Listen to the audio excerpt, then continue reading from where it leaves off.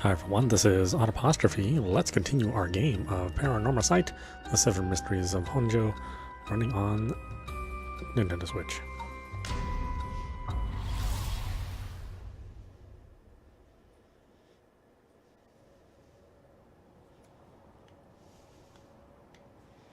Let's see, did I look at everything else? I think I did. Something wrong? Not really. It just struck me. It's been 20 years since the Nejima murders. So it has. Not to spook you or anything, but I thought you might be interested in knowing. Life in prison doesn't always mean life. There's precedent for first-time offenders being allowed out on parole after 20 years. Only if they're found to show remorse and the desire to reform themselves, of course. That's right. I'm impressed you know so much.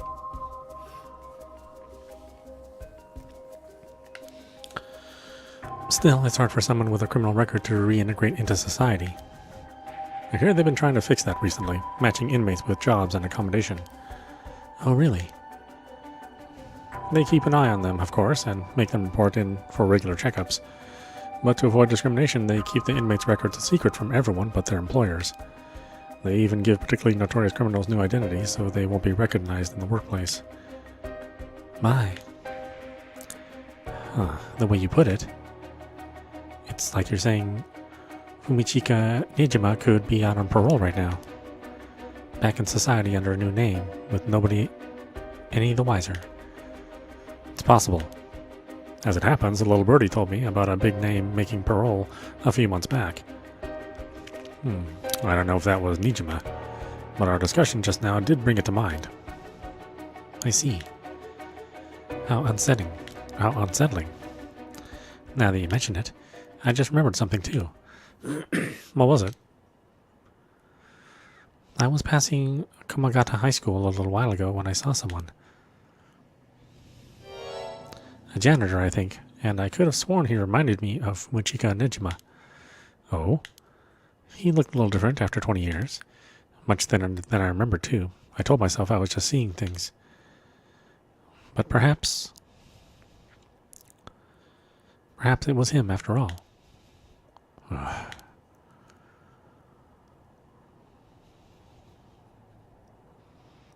So, what's next? The big question now is what the rest of the curse bearers are up to. Luckily, the Sumida River is a good distance from any of the 7 mysteries. It's unlikely the other curse bearers will come all the way here. I can finally have a moment to think. I see. All right.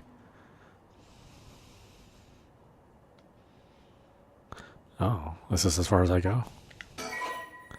You cannot currently progress any further. Once your situation has changed, select resume to try again.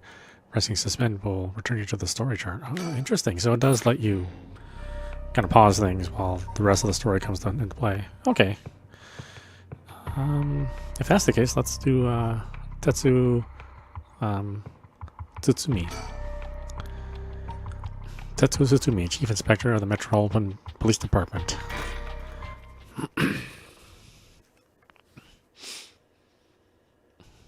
11 p.m. Former Yasuda Gardens. Why would they call it former Yasuda Gardens? I'll just give it a new name.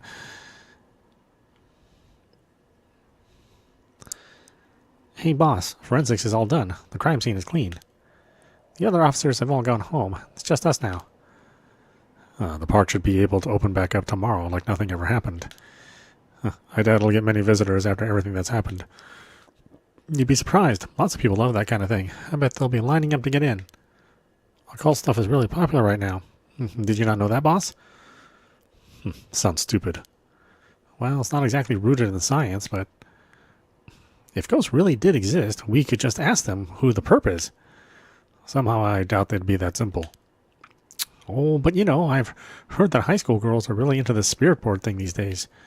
Supposedly you can call on spirits and talk to them by using a board with letters on it. Wouldn't that be something? You can try it out for yourself if you're so interested. Hey, that's not a bad idea. Let's give it a go sometime, boss. What now? Stop messing around. You really think we're going to solve this case by moving a coin across a scrap of paper? Ooh, sounds like you know all about it. We've got to be open-minded. What if that's how police work is going to be from now on? Don't make me laugh.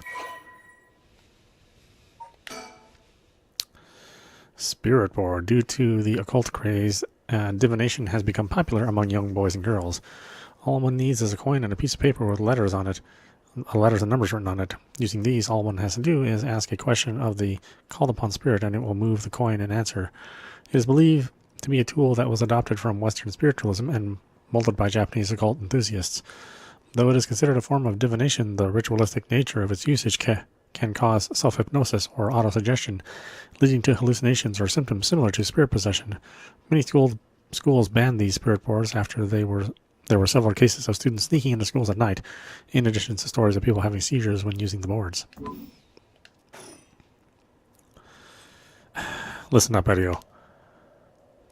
You can't go blaming the death of your buddy on something like the occult. I don't care if it was a ghost or the occult or what. Whoever or whatever it did this. I'll get them. I promise you that. Well, you've got the right attitude, but we don't even know if this is a murder yet. Bias has weakened our judgment. Get too fixated on one thing and you stop seeing everything else. Aye, aye, boss. So, now that we've finished investigating the scene, let's review what we know. Now? It's getting late. I figured we'd head straight home from here. Come on, we've got to go over all the info we've gathered. And what better place to do that than here at the scene of the crime, where we can soak up the atmosphere? Soak up the atmosphere? The hell is there to soak up? You must be really into this occult stuff if you get off on being in a place like this. Wait, you mean being somewhere like this doesn't get your blood pumping? No way. No, don't turn this around on me. I'm not the weird one here. Cripes. Fine, let's get this over with. Aye, aye, boss. The former Yasuda Gardens here in Yokohama Ichome were originally built as part of a daimyo's estate back in the Edo period. The park became city property a number of years ago and underwent extensive renovations. There's not a soul around at this time of night. Quiet doesn't even begin to describe it.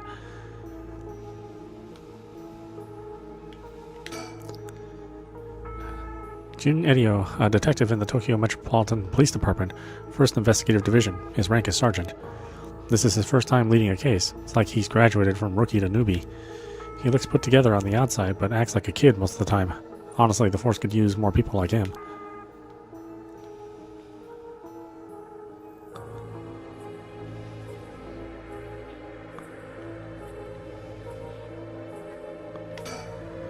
This pond, they say it used to flow into the Sumida River, but the river became so polluted that they cut it off.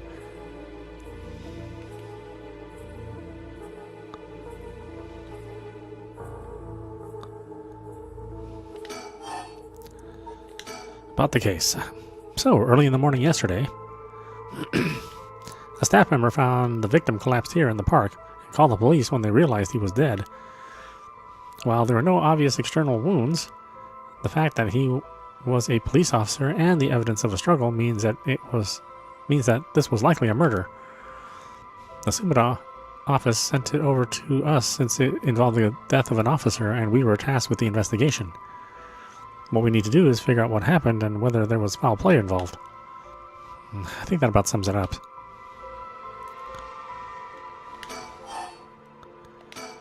About the victim. The victim is Hajime Yoshimi of the Juvenile Division of the Sumida City Community Safety Bureau, 27 years old, single. He mostly dealt with cases involving juveniles and education. His rank was senior police officer. You knew him well, don't you? What was he like? Yes, we were in the academy together. We still went out for drinks together every month or two. He could be a little rowdy, but he was like a big brother to us all. He was kind and cared about his friends. For better or worse, he wasn't the uptight type of a cop. The man always showed empathy, and I heard he was popular with the locals for it. He treated each and every troubled kid he met with compassion. He had a great track record when it came to rehabilitation. Sounds like we lost a good one. Yes, we did. We truly did. I knew being a cop was dangerous. I knew something like this could happen, but it's never easy when it happens for real. I know the feeling. He didn't seem to care much about climbing the ranks, but he was at the top of our class. Only problem was that he took on so much he had the most unfinished paperwork too. I always felt we'd need an unusual guy like him to help us solve all our unusual cases. Hajime Yoshimi, male community safety officer. No Kurseko. Hajime was a police officer with the Sumida City Community Safety Board and was primarily responsible for juvenile and educational cases. He held the rank of head patrol officer and entered the force at the same time as Jun Erio. Hajime was found dead under mysterious circumstances at the former Yasada Gardens early in the morning yesterday. Once a rebellious gang member himself, Yoshimi turned his life around and used his own experiences to connect with troubled youth as a police officer. While his appearance and demeanor suggested a man who was rough around the edges, he was a passionate, loyal, and caring man at heart, looked up to as a big brother by his peers.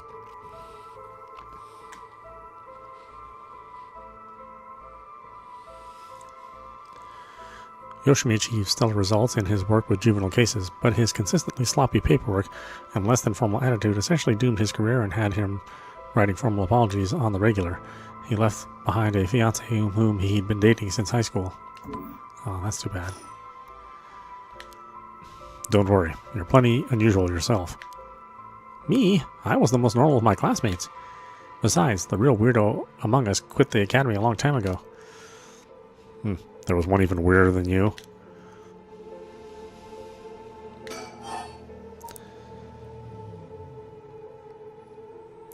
About the cause of death. As for the cause of death, we won't know until the autopsy is done. From what we've seen, though, it appeared to be some kind of acute heart failure. But since he had no record of chronic illness and had no visible wounds, it's possible that poison or drugs could have been involved. Dying in the middle of the park like that, it certainly seems suspicious. We found signs of a struggle at the scene, as well as footprints belonging to an unidentified individual. We've got people trying to identify those prints. If we can find who they belong to, we might be able to figure this whole thing out. Yes, wouldn't that be nice if that were the end of it? The only things Hajime had on him were his badge and his wallet in his pockets. So we can rule out a mugging. Though there probably aren't many people who think to try mugging a cop as big as him. I've also heard that Hajime got into a fair few fights in his younger days.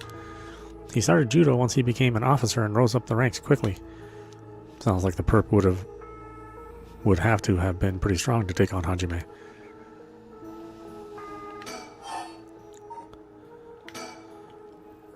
The time of death was around 11 p.m. 2 days ago, outside the park's operating hours, of course.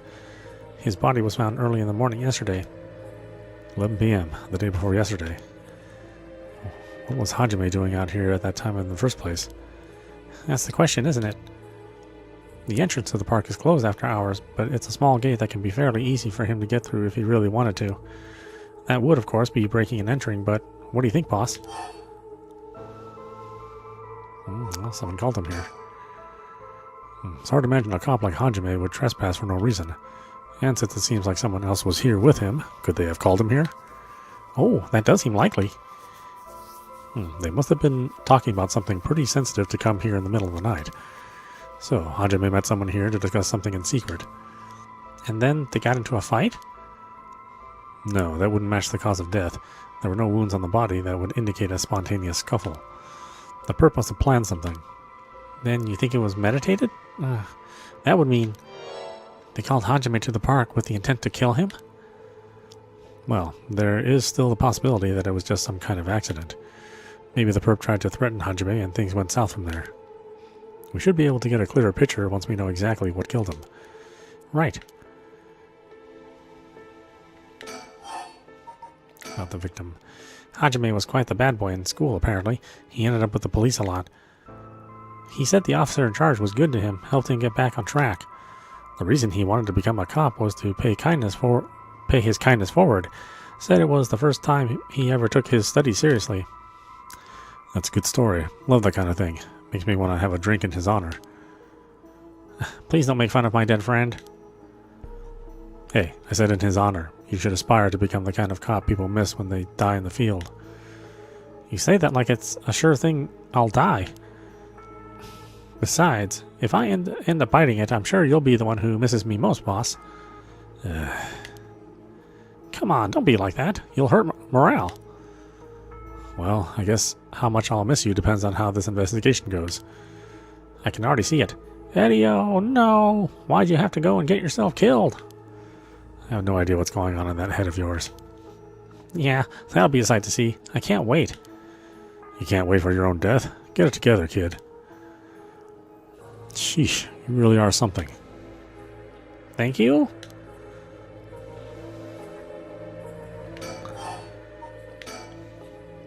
What about the victim's family? The Yoshimi family is from the Kitasenju in Adachi City, but Hajime's parents died a long time ago. He lived there all alone, no siblings or anything. I went to his house a few times for drinks. I was surprised in this huge old-looking place. Like, you know, the kind of place that seems super haunted. And he lived there alone. It looked like the home of an old noble family. It was hard to imagine him being such a delinquent living in a house like that. There's that bias I was talking about. If he's from an old family, I'm sure things were complicated. That's a bias too. He never talked about any of that, even when we were drunk, so I don't know much about it. Oh, one more thing. Yeah. Hajime was engaged. He'd been seeing his fiancée ever since they were in school, over 10 years. They just started talking about getting married. What was her name again? He showed me a picture once. She was a beautiful woman. That's so. How terrible for her. But she may know if there'd been anything going on with him lately. We should speak to her. Yeah, his fiancée may have been his only confidant. I'm sure someone in the Sumida Police Department has already contacted her. I'll look into it tomorrow.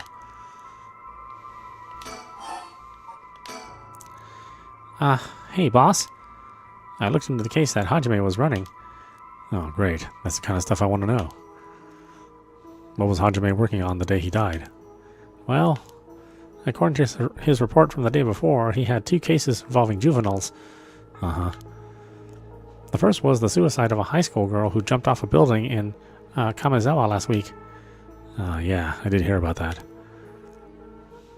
The girl's name was Michio Shiraishi. She was a second-year student at Komagata High School. But it seems as though Hajime had contact with her even before this incident.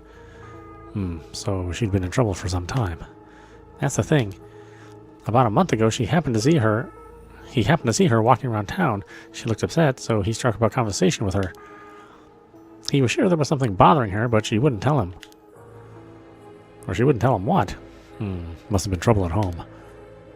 That's what he thought too. It seems he visited her home and spoke to her parents, but they said there was no problem, so there was nothing else he could do. Now she's dead. Then it's possible he could have prevented her suicide then. He must have been devastated. And that's why he was looking into this Michio Shiraishi again. He must have thought that something terrible had happened that drove her to the end of her life. But ultimately, he never reported the findings of his investigation. I see. And you're thinking that may have something to do with his death? We'll have to find out what it is Hajime discovered. Right. Let's check with the Sumida Police Department about that tomorrow, too.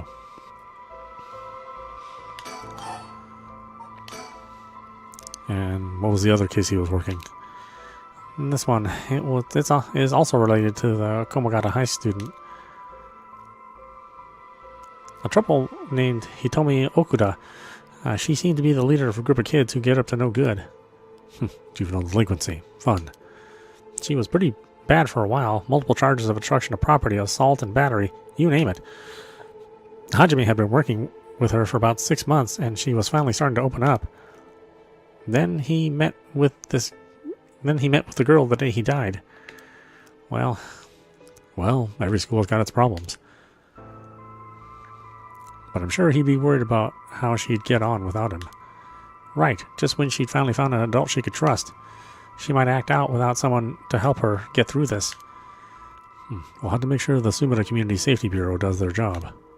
But, You can't rule out the possibility that meeting with this delinquent girl had something to do with his death. Then we'll have to interview her too. Yes, you're right. She may have been the last person to see him alive, after all. I'll ask Sumina to introduce us tomorrow. Though, who knows if they'll actually let us talk with her. That's what we hired you for. Lay a little boyish charm on them if they need convincing. Yeah, I'm sure they'd prefer me over a scary-looking old man like you, boss. Watch it. I'm still your superior. You gotta act like you respect me, at least. Oh, I thought I was... You were? Shit. Is that just how your generation speaks? You really are a new breed. It's probably just me, actually. Well, don't think you can get away with that with other people. So, anyways, boss. Were you even listening? We've got quite a bit to look into tomorrow. First, the 2 Komagata High School cases that Hajime was handling. And we need to speak with his fiancée as well. I believe that's it for tomorrow.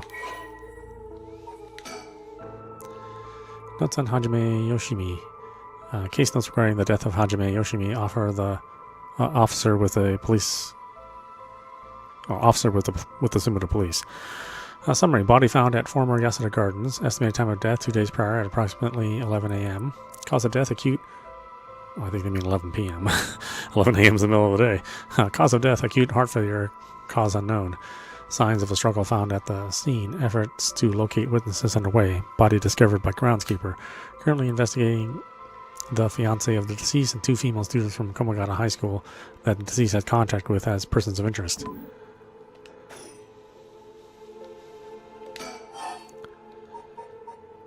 About Tsutsumi. But either way, I'm glad you're back in the First Division, boss. I've always admired your work. You were like a god to me. You were the whole reason I became a detective in the first place. Yeah, about that. People have been saying that ever since you first entered the academy, but... Yes, that's because it's true. I couldn't believe you got transferred out of the first just as I was assigned to it. So, getting to work a case like this now, just the 2 of us, is a dream come true. Happy as I am to hear that, well, how should I put it? What is it? If that's true, I'm not sure you've been showing me the appropriate amount of respect. Huh? But I do respect you. Don't tell me you're going senile, boss. That's exactly what I'm talking about, when you run your mouth like that. It's getting late. You must be sleepy. Don't worry, boss. I'll make sure we get out of here soon. Yeah, I get it.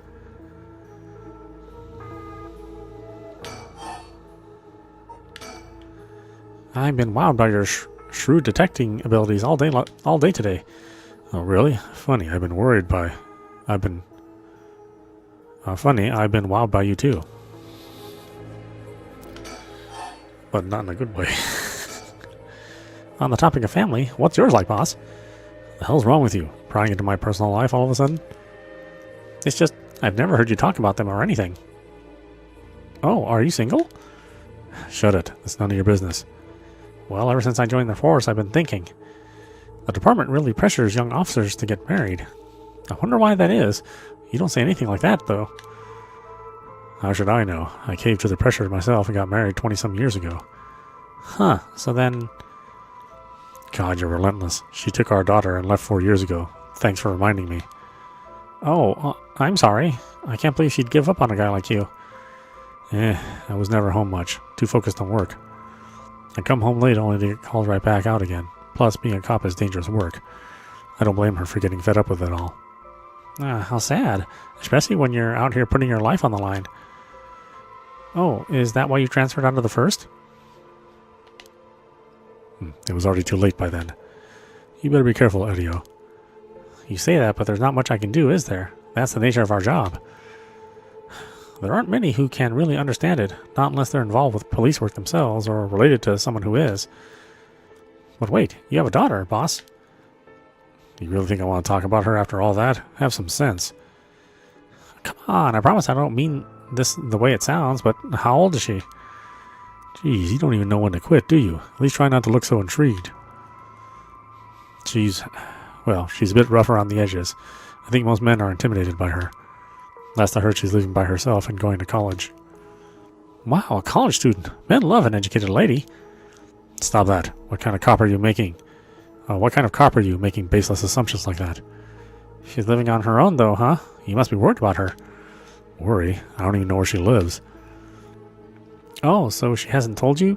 Probably because she knows you'd follow her around everywhere. I would not. I don't think. Come on now, we both know that's not true. Listen here. You may look like a mean old man, but you sure have a soft side. What? Is that supposed to be a compliment? I can't keep up with you. We're done talking about this.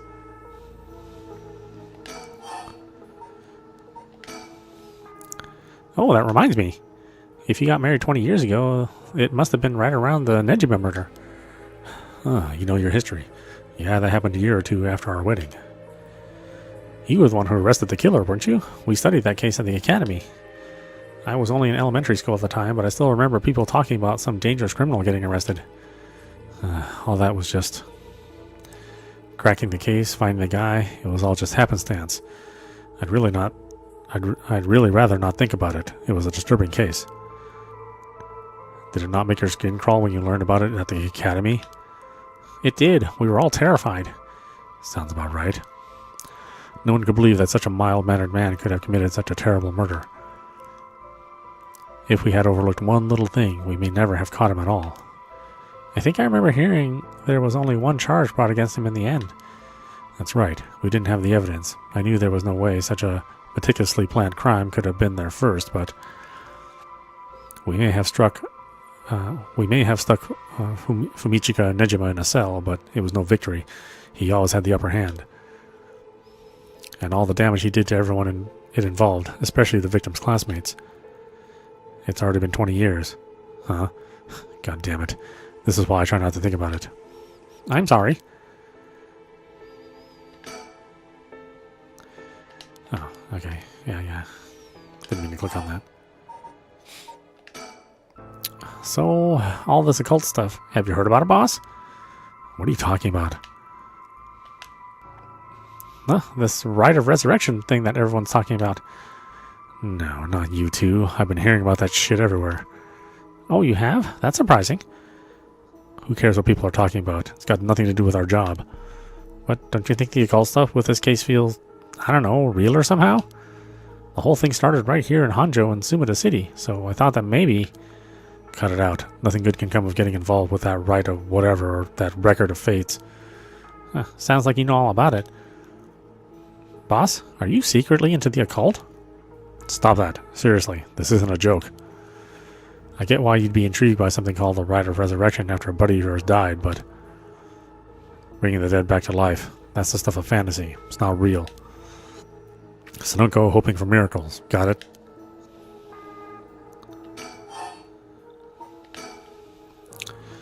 But, boss?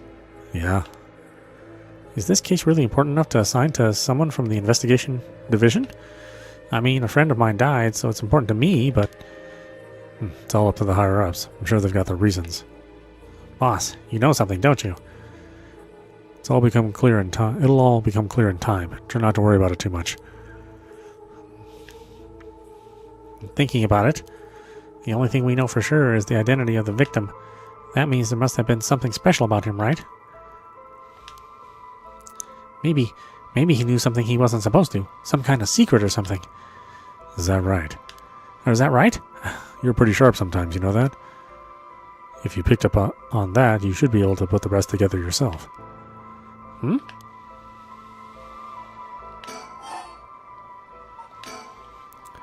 Well, it is our duty to get to the bottom of a suspicious death, especially one involving an officer.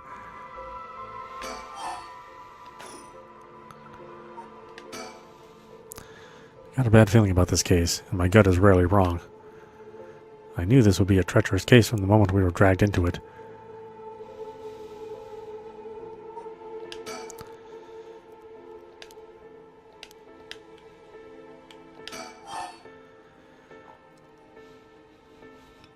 Okay, that's everything.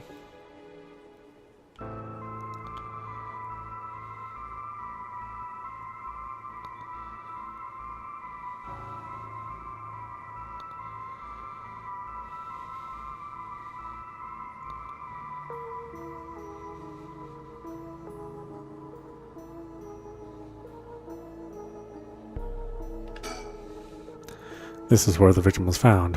This is where the victim was found. It's clean now. It almost feels like nothing happened here at all. But once an incident like this has come to pass, there's no going back.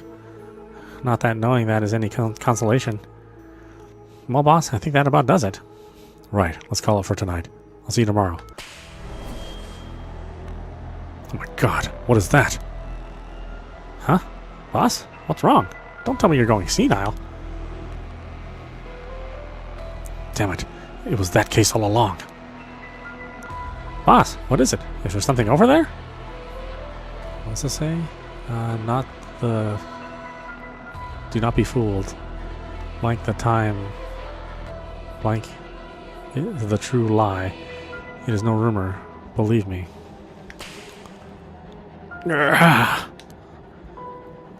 Such a deep sorrow, a resentful memory. Those who decide with falsehoods and untruths are hung up forever in eternal darkness. Kill them. Kill them. Those who spread lies. Kill them all. You've acquired the power of the curse stone, the evergreen beach. You can use it to kill those who intentionally try to mislead you. Press the use curse button when someone lies to you. Oh, jeez. Alright, hold on a minute.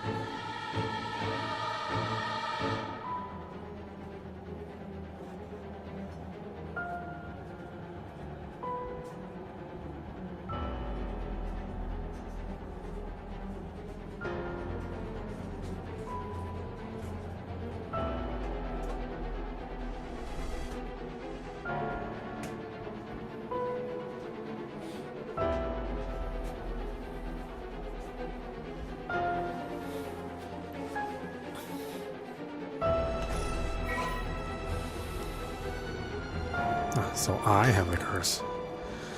The evergreen beach, an enduring superstition. Once upon a time in North Ukurabashi, a beautiful beech tree stood in the garden of Lord Chinden's residence, now known as the former Yasuda Gardens. It was so impressive that the house became known among the people as the beach residence. The beach residence. Somehow no one had ever seen a single leaf fall from the tree. As rumor spread of the eternally green tree, it became known as the evergreen beech. However, this particular species of tree was actually an evergreen, so the lack of falling leaves was nothing out of the ordinary. This has led people to say that the strangest part of this legend is the fact that it even became a legend at all. Curse powers. Kills by hanging one who tries to mislead the curse bearer with false statements. Or resentful memory. He deceived us with his so-called right of resurrection. The man who tricked the people with his false dark arts swings from a rope. They thought the man had escaped the previous night, but oddly enough, he was found hanging in the garden of the daimyo mansion that morning. The man, a local named Jinkichi, was known for his kind temperament and skill in crafting netsuki clasps. While his life wasn't always easy, he was optimistic, the type to smile through whatever life threw at him. He was the kind of man who would take care of those who didn't have anyone else to rely on. The prosperity that the ukiyo-e boom brought must have been what fanned the flames of his greed. The old craftsman was found in a miserable state, as if sentenced to some cruel fate. Perhaps he'd ended his own life, unable to bear the weight of his crime. But dead men tell no tales, and the people thought of him as a bad man even in death. He hung there for days till his neck stretched horrifically.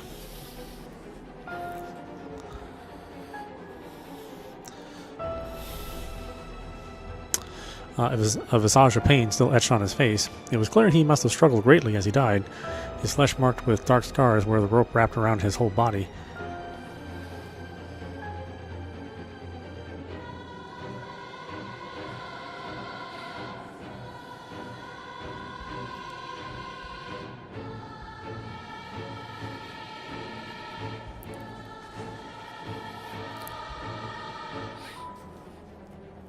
The beech tree's leaves do not fall, and neither did the man's body hanging from it, as the mansion's owner was not at home. Another unfortunate event. The people held their tongues, fearing divine punishment, but the rumors persisted nonetheless.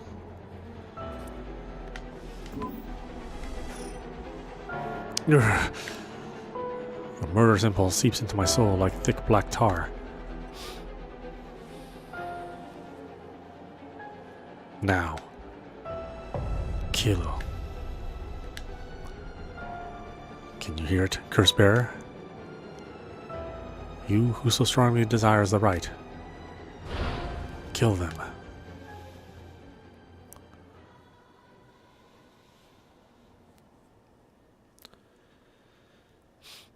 Boss! Boss! Boss, what's the matter? Don't tell me you really went senile. Sorry. I'm fine. Edio. Yes? I have some bad news. Oh no, your senility is kicking in, isn't it? No, we got a bit of trouble on our hands. Looks like we'll both be working some overtime. We're not going home tonight. Eh? What are you talking about?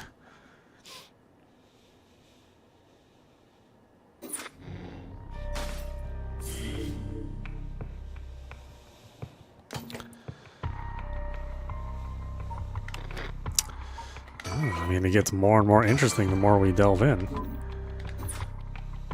Let's start Yako Sakazaki. Yako Sakazaki searches for the right to resurrection, hoping to revive her friend who jumped to her death. Okay. To get information she needs, she meets with her classmate Mio Kodasuzu in their classroom at midnight to attempt using a spirit board. Yeah, this is super intriguing. Like, the more we get into this, the more interesting the case gets. Well, the whole story, gets.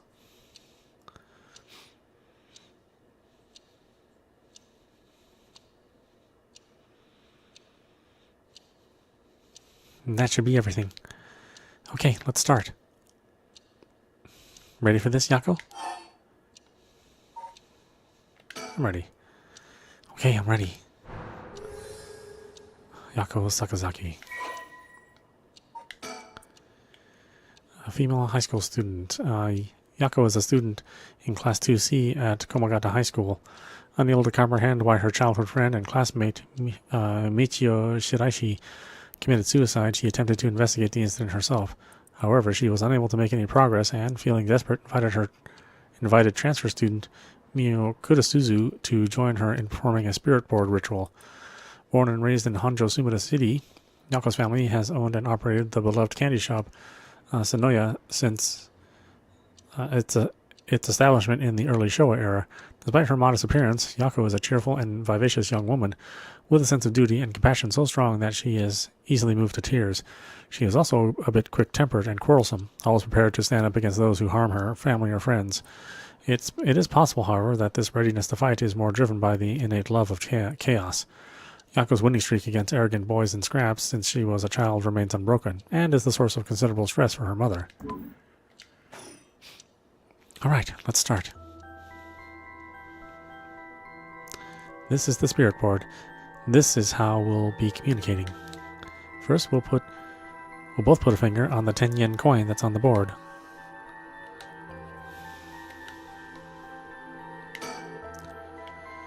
Like this?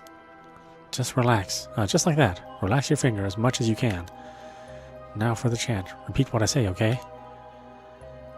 Oh, Spectre of the Spirit Board, please visit us. Your turn. Oh, Spectre of the Spirit Board.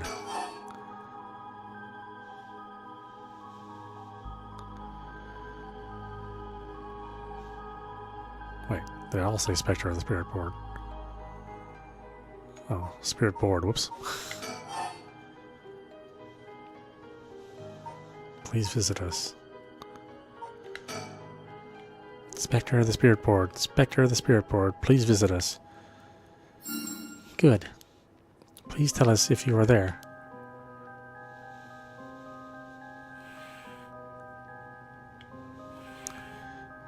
Wow, it really moved. Looks like we succeeded in the summoning. We can ask questions now. Right, questions. Start with a question you know the answer to and see the response.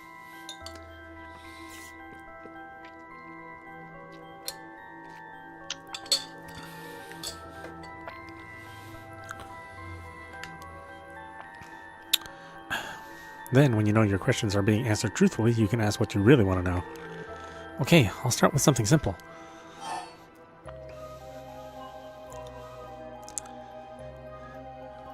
What is this place? What is this girl's name? What is my name? What is this place? Oh, Spectre of the Spirit Board. Where are we?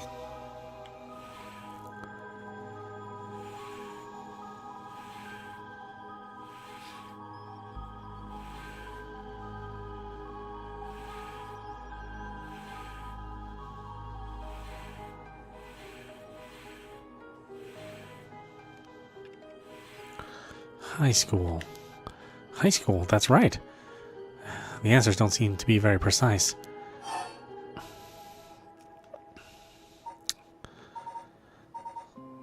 What is my name? I think I should know the answer to this. Oh, Spectre of the Spirit Board, what is my name?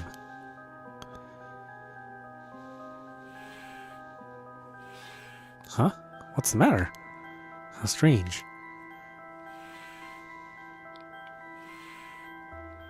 Huh? It told me no. Ah, I bet it means it doesn't know. It may be the Spectre of the Spirit Board, but it doesn't know everything. Is this Spirit Board really the real deal? It's fine. I feel like it's giving me attitude. What is this girl's name? Fine. What is the name of the girl across from me?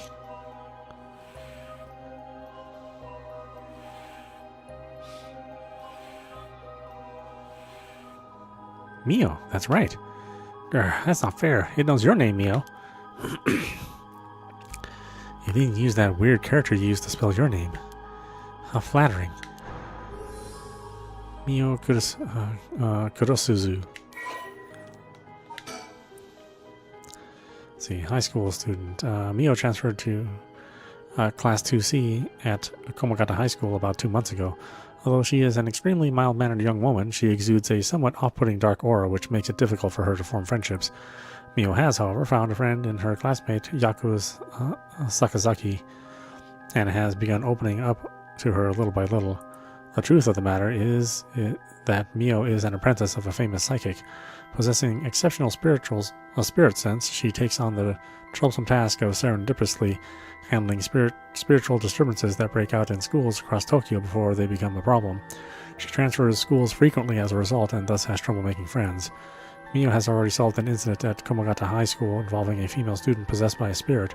Although she takes effort to hide her spirit sense, many develop an impression that Mio has a deep knowledge of the occult and the paranormal upon first meeting her, leading her to be anxious that her secrets have been exposed. The most common comment she receives is that she seems to get along well with crows and black cats. I bet. Even the teachers get it wrong all the time. I guess these paranormal beings just tend to take a liking to you. Huh. I don't know how I should feel about that. Is it really you? Oh, Spectre of the Spirit Board. Are you truly the Spectre of the Spirit Board? Huh? It said no. Is it lying? Not quite. The Spectre of the Spirit Board is just a temporary name we call them when using the board. We're actually calling a spirit with a strong tie to this place, or one of the people participating. In other words, a spirit that just happened to be nearby just felt like answering. They don't really think of themselves as the specter of the spirit board. Oh, really? Huh. Feels like some of the mystique has disappeared. Do you mind if I still call you the specter of the spirit board? Yes. Okay. Thanks. Always good to remember to say please and thank you. What's my name? I'll ask again. What is my name? I didn't even hesitate this time. Alright, it's time to try asking serious questions. Yeah. Michio's cause of death. Okay, here I go. I'll be serious now. Yes, please. Oh, Spectre of the Spirit Board. Did Michio Shiraishi in our class, who died by committing suicide by jumping 1 week ago, really commit suicide?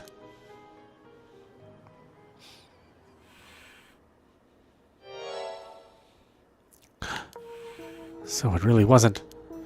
I'm not surprised. I never believed it from the start. Now's the important part. Yeah. Michio Shiraishi, female high school student. Michio was a second-year student at Komagata High School. She was found deceased 1 week ago in a back alley off South Watagesu Street, her entire body broken and severely contorted. The police determined that Michio committed suicide by jumping from a nearby apartment building. As there was no suicide note, the police based their conclusion on interviews with Michio's peers. Michio was an honor student with a good head on her shoulders and consistently excellent grades, making her a favorite among the teachers.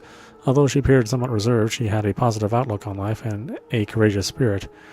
Michio and Yako formed a long-lasting friendship during childhood, with Yako's unbending, compromising attitude deeply influencing Michio. However, beneath her strong exterior, Michio had been pushing herself too hard and keeping her emotions bottled up to the point that they risked overflowing. Following her father's death 3 years ago and moving to a new house, Michio began avoiding Yako. Although the two remained in the same area of town and attended the same high school, they gradually grew further apart. Yako herself worried for her childhood friend, but incapable of wading into complexities of Michio's home life, kept her distance. The days passed, and though Michio longed to confess everything to Yako, the moment to do so never came. Michio carried an old talisman, a memento of her father, with her at all times. What is Michio's cause of death? Oh, Spectre of the Spirit Board. Did Michio Shiraishi die in an accident?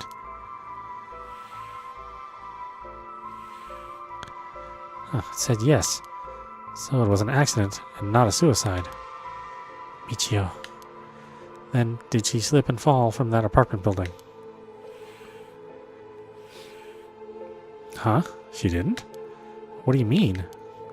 Michio didn't die falling from the apartment building?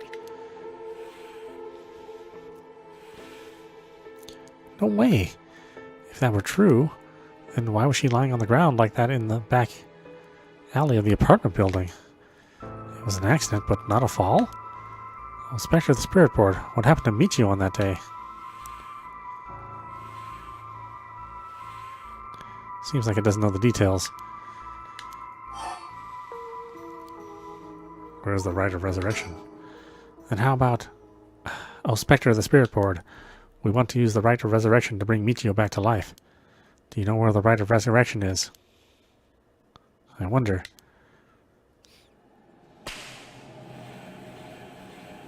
Huh? Ah! What is it? What is this? Stop! I'm scared, Mio. Calm down. You can't let go before it's over. Ah! Such deep sorrow, a resentful memory is overflowing into my mind. Fool's possession. Those who hear it shall fall into the depths of hell. Kill them. Kill them. Those who hear this sound, kill them all. You've acquired the power of the cursed stone, the Fool's Procession. You can use it to kill those who hear the sound produced by the curse echo for more than 30 seconds. The effect will be negated if you are seen in that time. Oh gosh, this one's hard then. Press the use curse button to reduce the sound.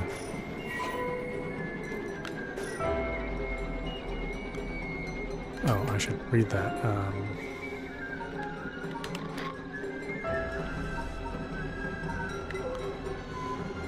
Fool's Procession, an enduring superstition, a mysterious tale regarding an encounter had by a daimyo at his residence in Honjo's Ushijima, now Kumagata High School. When walking around his estate, he heard the sound of music, much like that of a kagura performance. He commanded his people to find the source, but no matter how much they searched, the music will fade when one near the Watagesu Canal. The source of the sound was never located. The story is also known as the Procession of the Tanuki, as many were of the belief that it must have been the mischievous strictures behind it all. Cursed power kills by fatal fall one who hears its music for 30 seconds without seeing the curse bearer. A resentful memory. Omio stood atop the tall festival tower. It was her time to shine, and she was ecstatic. It had been years since she joined the troupe, but she had yet to enjoy her day in the spotlight. She wasn't particularly pretty, nor was she all that talented. As a gossip and a loudmouth, she wasn't well liked by her peers. Some of the other girls thought of her as a teacher's pet and bullied her. I don't care about them, she thought. I'll use this chance to make something of myself. Everything was perfect. She wore a beautiful kimono and an okame mask over her face. The stage was set. The accompaniment began. She danced with everything she had. Applause rained down upon her from the crowd. Her breath hastened with excitement. I've got to catch my breath. That's strange. I can't take my mask off. The smell of glue assaulted her nostrils. So that's how it is. I knew it was too good to be true. Her screams were drowned out by the music as she squirmed and struggled. Omio is giving it her all today. We have to keep up. The crowd livened even more. No, please, someone help me.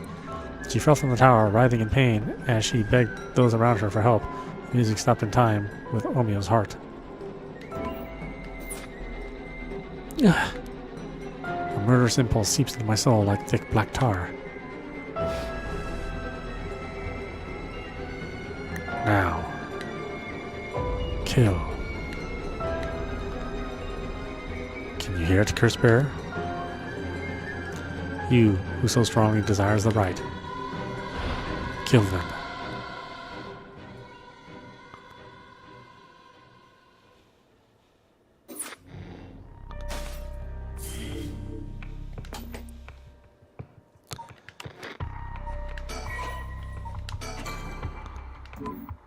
Alright, well, why don't we stop it there? This is audap. You've been watching Paranormasight, 7 Mysteries of Honjo, running on Nintendo Switch. Yeah, this is cool stuff. I mean, it's getting cooler the deeper the story goes. So I'm really looking forward to seeing where all the stories collide and what happens at the end. Anyway, I hope you enjoyed watching. I will see you at the next stream.